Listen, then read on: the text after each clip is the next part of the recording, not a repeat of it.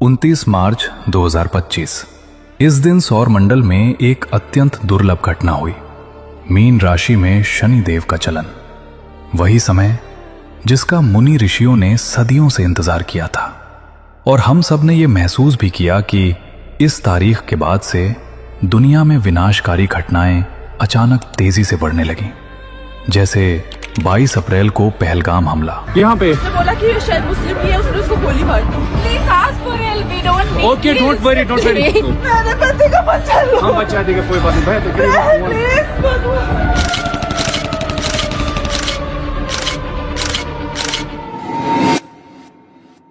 7 मई को ऑपरेशन सिंदूर, 12 जून को Ahmedabad plane crash, मंदिरों में आग लगना, वैष्णो देवी यात्रा का रुक जाना, पंजाब में भयंकर बाढ़, 10 नवंबर को लाल किले के पास कार ब्लास्ट, ईरान इजराइल युद्ध, 23 नवंबर को इथियोपिया का 12,000 साल पुराना हेली गुब्बी ज्वालामुखी फटना, 30 जुलाई को रूस में 8.8 तीव्रता का भूकंप, श्री वृंदावन में जल प्रलय, जहां गंदे नाली का पानी वृंदावन में आया, महाकाल में उनके सेवक का मृत्यु, काशी वाराणसी में सेवक का जलना, और 14 अगस्त को किश्तवाड़ में फ्लैश फ्लड।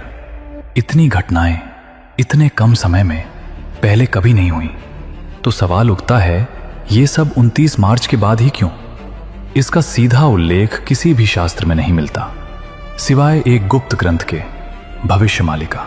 जैसे रामायण होने से पहले रामायण लिखती गई थी, महाभारत होने से पहले महाभारत लिखती गई थी, उसी प्रकार कलयुग के अंत से पहले ही कलयुग का अंत कैसे होगा वो पहले से ही लिख दिया गया है। आज से 600 साल पहले जगन्नाथ महाप्रभु, जो कि आदि विष्णु सनातन है, उनके श्री अंगों से 5 संत प्रकट हुए, जिन्हें पंचसखा कहा जाता है। ये पंचसखा हर युग में धर्म संस्थापना के लिए आते हैं। जैसे सतयुग में उनका नाम था कृपाजल, नारद, मार्कंडे, गार्गव और स्वयंभू। त्रेता में नल, नील, जाम्बवंत और सुषेण। द्वापर में सुदाम, दाम, सुबल, सुबाहु और श्रीवत्स। और कलयुग में इनका नाम था संत अच्युतानंद दास, शिशु अनंत दास, बलराम दास, जगन्नाथ दास, यशोवंत दास। इन्होंने चैतन्य महाप्रभु के निर्देश से भविष्य मालिका की रचना की। इसमें मुगल शासन के बाद कलयुग की घटनाएं उन्होंने लिखी। ये ग्रंथ सदियों तक गुप्त रहा, क्योंकि उसमें बताया गया है कि यह केवल कलयुग के अंतिम चरण में ही प्रकट होगा। भविष्य मालिका में 5 सखाओं ने यह बताया कि जब नरेंद्र नाम के व्यक्ति का शासन और दिव्य सिंह देव जगन्नाथ मंदिर के राजा होंगे, तभी जो मीन शनि योग पड़ेगा, वही समय से विनाश की लीला तीव्र होगी। और आज जो दुनिया में हो रहा है, तो वो उसी का प्रमाण है। इस ग्रंथ को दुनिया तक एक महापुरुष ने पहुंचाया, जिनका नाम है डॉक्टर पंडित श्री काशीनाथ मिश्र जी। उन्होंने 40 वर्षों तक भविष्य मालिका का अध्ययन किया और 2023 में इसका सार 100 से 150 पन्नों में प्रकाशित किया। उन्होंने पहले ही उस पुस्तक में लिख दिया था कि 29 मार्च 2025 के बाद पंच तत्वों का प्रकोप बढ़ेगा, बड़े भूकंप, बाढ़, आग लगेगी, दुनिया विश्व युद्ध की ओर जाएगी। और इसी ग्रंथ में यह भी बताया कि जब कलयुग का अंतिम समय होगा, तब जगन्नाथ क्षेत्र से कुछ संकेत मिलेंगे, जैसे मंदिर की ध्वजा पर गिद्ध पक्षी का बैठना, ध्वजा में आग लगना, मंदिर की ध्वजा का गिरना, और भी ऐसे बहुत से संकेत हैं। ये संकेत पहले कलयुग में कभी भी नहीं मिले थे। ये 2005 से मिलना शुरू हुए हैं। यही नहीं, 20 मार्च 2020 को जगन्नाथ मंदिर की ध्वजा में आग लग गई थी और उसी के बाद कोविड आया। उसी प्रकार 13 अप्रैल 2025 को चील पक्षी ध्वजा को लेकर समुद्र की ओर गया था और उसी के बाद पहलगाम अटैक हुआ। इसी के साथ 7 जून 2025 को जगन्नाथ मंदिर में अचानक बहुत से चिल पक्षी जगन्नाथ मंदिर के ऊपर अचानक से चक्कर लगाने लगे और उसी के बाद 12 जून 2025 को अहमदाबाद प्लेन क्रैश हुआ।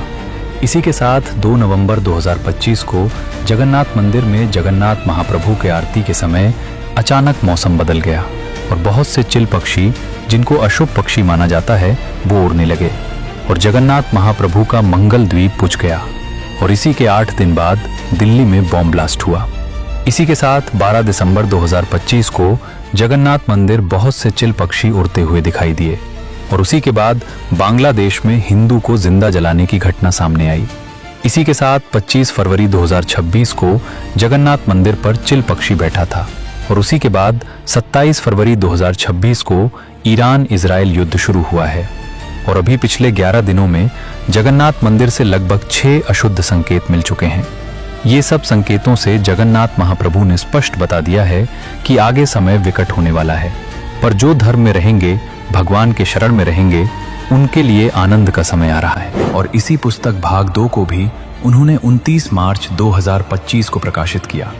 उसमें उन्होंने ये बताया कि पाकिस्तान पहले भारत से छाया युद्ध शुरू करेगा और फिर पाकिस्तान सहित 57 मुस्लिम देश भारत पर हमला करेंगे। रूस भारत के साथ होगा और अमेरिका, ईरान, चीन, पाकिस्तान, तुर्की ऐसे 57 मुस्लिम देश एकजुट होंगे। ये विश्व युद्ध 3 होगा और हम सबको आज यही परिस्थिति विश्व में बनती दिख रही है। इसी के साथ भविष्य मालिका पुराण में यह भी पहले से लिखा था कि आगे बड़ी बड़ी विनाशकारी घटनाएं, बड़े बड़े तांडव किसी भी महीने के 7, 13, 17, 27 तारीख को होंगे और इसका प्रमाण भी हम सब ने देखा। चाहे वो 7 मई 2025 को हुआ ऑपरेशन सिंदूर हो, 7 जनवरी 2025 को लॉस एंजलिस की आग हो, 13 जून 2025 को ईरान इजराइल के बीच युद्ध की शुरुआत हो, 7 अक्टूबर 2023 का इजराइल हमास युद्ध हो, 27 अक्टूबर 2024 का चीन भूकंप हो। हाल ही में जो अभी ईरान अमेरिका का युद्ध शुरू हुआ है वह भी 27 फरवरी को ही शुरू हुआ है। इसी बात को पंडित जी ने भी 2021 के एक गूगल मीट और 2023 में द्वारका में हुई एक भागवत कथा में पहले ही बता दिया था।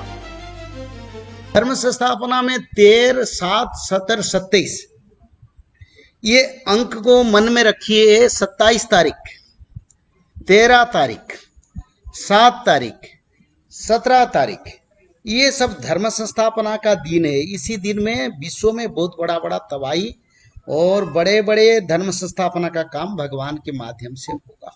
और 7 दिवस, 7 संख्या का बहुत बड़ा महत्व है। कलियुग की अंत और सत्य युग की जो परिप्रकाश होगा वो 7 और 17 और 27 और 13 आप भविष्य में देखेंगे। विश्व युद्ध जब शुरू होगा, भारत पाकिस्तान के बीच जिस दिन युद्ध होगा, बड़े भूकंप तांडव जब आएगा, बड़े बीमारी जब आएगा, बड़े तांडव और बड़ा बड़ा आपद धरती पर जब आएगा, संख्या रहेगा 13, 7, 17, 27। पंडित जी जो कुछ बता रहे हैं यह उनकी भविष्यवाणी नहीं है, ये भविष्य मालिका पुराण में लिखी हुई बातें हैं। उसी को पंडित जी प्रचार कर रहे हैं। आज भविष्य मालिका के इतने सारे प्रमाणों को देखकर बहुत से साधु संत भी इसको धीरे धीरे स्वीकार कर रहे हैं। विश्व मालिका के अनुसार 2025 से 2027 के बीच विश्व युद्ध होगा। देशों में गृह युद्ध जैसी स्थिति होगी। घर से निकलना मुश्किल होगा। भोजन 10 से 15 दिन में एक बार मिलेगा और आगे कोरोना से भी घातक महामारी आएगी। लेकिन उसी ग्रंथ में बचने का उपाय भी जगन्नाथ प्रभु ने बताया है।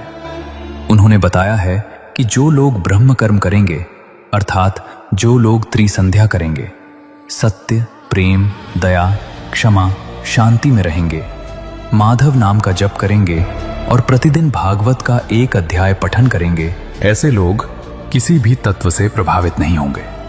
न जल, न अग्नि, न वायु, यहां तक कि परमाणु शक्ति भी नहीं। इन्हीं के लिए सत्य युग का द्वार खुलेगा। उन्हें दिव्य शरीर मिलेगा और वे 1009 वर्ष तक सुख से रहेंगे। जिस त्रिसंध्या को कैलाश में भगवान शिव अपने रुद्र गणों के साथ करते हैं, जिसको ब्रह्मलोक में भगवान ब्रह्मदेव करते हैं, जिसको स्वयं भगवान श्री कृष्ण जब पृथ्वी पर आए थे वो भी करते थे। प्रभु श्री राम भी जिस त्रिसंध्या को करते थे, जिसको करके ध्रुव जी को तप करने का सामर्थ्य प्राप्त हुआ था, जिसे सिद्ध लोक में सभी सिद्ध करते हैं, जिसे स्वर्ग में इंद्रदेव सहित सभी देवता करते हैं, जिससे वे अमर बने हैं।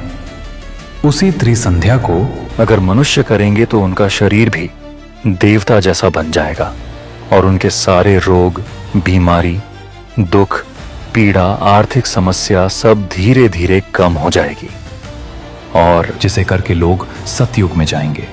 एक माध्यम है त्रिकाल संध्या, जिस मंत्र को मनुष्य उच्चारण करने से, पालन करने से मनुष्य लोगों के शरीर में जितना पाप है, जितना गलतियां हैं, जितना इंद्रिय प्रवृत्ति है, उसका लोप हो जाता है। तो मानव सदाचारी बन जाता है। ये भागवत में लिखा है। भागवत महापुराण में उद्धव को भगवान कृष्ण ने बताया, जो लोग भागवत नहीं, त्रिकाल संध्या नहीं करते, वो एक मृत जीव है और वो जिंदा लाश की तरह जीते हैं। उनका जीवन का कोई लक्ष्य पूर्ण नहीं होता है। और एक शास्त्र में लिखा है, जो त्रिकाल संध्या नहीं करते उनको भोजन करने का अधिकार नहीं धरती पर। फिर भी लोग त्रिकाल संध्या ना करके भोजन करते हैं, सब करते हैं, मनमानी करते हैं। तो इसका कारण मानव के लिए अच्छा नहीं। जिसका पास कंसंट्रेशन नहीं है, जो मनुष्य आज पथभ्रष्ट है, जो मनुष्य आज एंजाइटी में है, जो मनुष्य लोग रोज सोचते हैं, सोचते सोचते कुछ नहीं कर पाते, वो लोगों को अपने आप सुयोग मिल जाएगा। त्रिकाल संध्या करने से किसी का नौकरी लग जाएगा, किसी का विवाह हो जाएगा, किसी का बच्चा हो जाएगा, किसी का प्रॉपर्टी मिल जाएगा। जिसका जो इच्छा मिल जाता है वो इससे तक है। तो इसलिए त्रिकाल संध्या करने से मनुष्य अपने आप वो खुद ही परिवर्तन हो जाएगा। उसका प्रभाव है, जैसे एक लाइट को हम कहीं उसको लगाने से उस क्षेत्र का अंधेरा जाता है। तो मनुष्य शरीर में जो माया, जो इंद्रिय, जो षड़ा रिपु है, उसका ज्वलन होकर वो जल कर राख होकर मनुष्य दिव्यमान हो जाता है। त्रिसंध्या में भगवान महाविष्णु के कुछ मंत्र, इसे करना कोई मुश्किल काम नहीं है। इसको करने के लिए दिन में केवल 15 से 20 मिनट लगते हैं। त्रिसंध्या करने के 3 समय हैं। सुबह 3:45 से सूर्योदय तक, दोपहर 11:45 से 1 बजे तक, शाम को सूर्यास्त से आधा घंटा पहले, आधा घंटा बाद तक। ये 3 समय पर सभी देवी देवता, प्रभु शंकर भगवान और उनके रुद्रगण, भगवान ब्रह्मदेव, सभी एक साथ त्रिसंध्या करते हैं। उससे काफी पॉजिटिव एनर्जी जनरेट होती है। अगर उसी समय हम लोग भी त्रिसंध्या करें तो हमारे अंदर भी वह पॉजिटिव एनर्जी आती है और हमारे मन में जितने भी नेगेटिव थॉट्स हैं और जो शरीर में बीमारी है, सब उस एनर्जी के कारण दूर हो जाती है। और अंत में इतने शास्त्र के प्रमाण देने के बाद अब भी आपको अगर भविष्य मालिका पर कुछ भी मन में द्वंद है तो आप त्रिसंध्या करके देखें। आपको जरूर आपके प्रश्न का उत्तर मिलेगा। जय जगन्नाथ।